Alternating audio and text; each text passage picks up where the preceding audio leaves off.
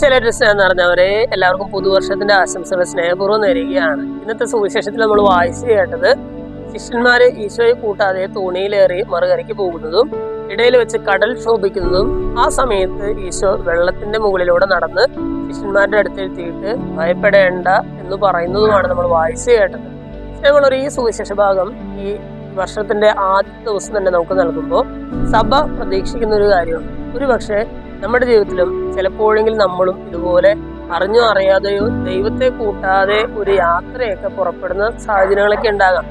എങ്കിലും നമ്മളൊരു അപകടത്തിൽ പെട്ടു എന്ന് മനസ്സിലാക്കുമ്പോൾ നമ്മുടെ മനസ്സ് ദൈവത്തോട് കൂടെയാണെങ്കിൽ ദൈവം നമ്മുടെ അടുത്തെത്തുമെന്നുള്ളതാണ് നമുക്ക് നൽകുന്ന വലിയൊരു ഉറപ്പ്.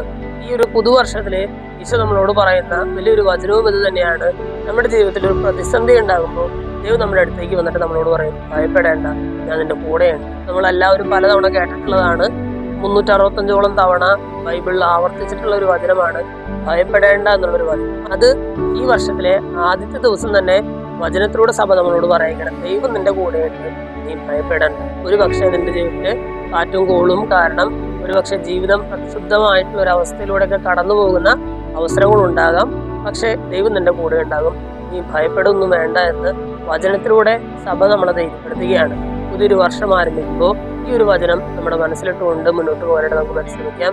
ദൈവം എൻ്റെ കൂടെയുണ്ട്, ഞാൻ ഭയപ്പെടേണ്ട ആവശ്യമില്ല. ഈ ഒരു ആത്മവിശ്വാസത്തോടെ മുന്നോട്ട് പോകാനായിട്ട് നമുക്ക് പരിശ്രമിക്കാം. ദൈവം നമ്മെല്ലാവരെയും സമൃദ്ധമായിട്ട്